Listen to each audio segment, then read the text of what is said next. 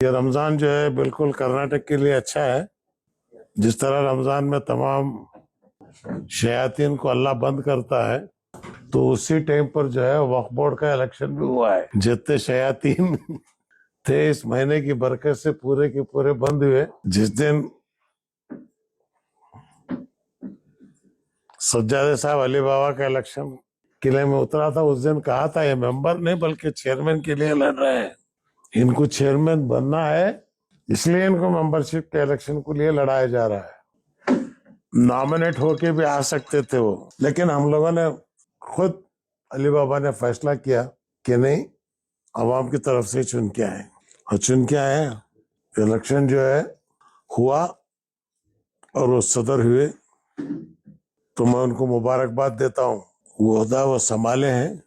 سب سے پہلے پورے اسٹیٹ کے متولیوں کی میٹنگ بلائیں اور ان سے رائے مشورہ کریں کہ وقف بورڈ کے اندر کیا سدھار لا سکتے ہیں. جو پہلی بار کرپشن کی جڑ جو ہے، کرپشن کا کینسر وقف بورڈ کے اندر 20% 30% سے پھیلا ہے، پہلے وہ سٹاپ ہو. اوقاف کے پیسے اگر کسی اوقاف ادارے کو، مسجد کو یا قبرستان کو جاتے ہیں، پورے 100% ان کے ہاتھ میں لے اور وہاں کا کمپلیشن آف ورک اس کی نگہبانی کو بھی وقف بورڈ کرے.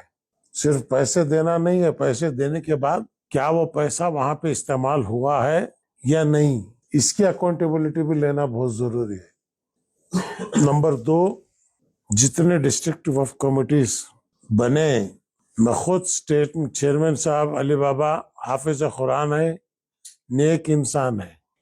ان تمام ڈسٹرکٹ کمیٹیوں کا جائزہ لیں، جو عوام الناس کے لیے، حق کے لیے کام کر رہے ہیں ایسی کمیٹیوں کو رکھیں. باقی کمیٹیوں کو ڈیزالو کر کے نئے لوگوں کو لائیں.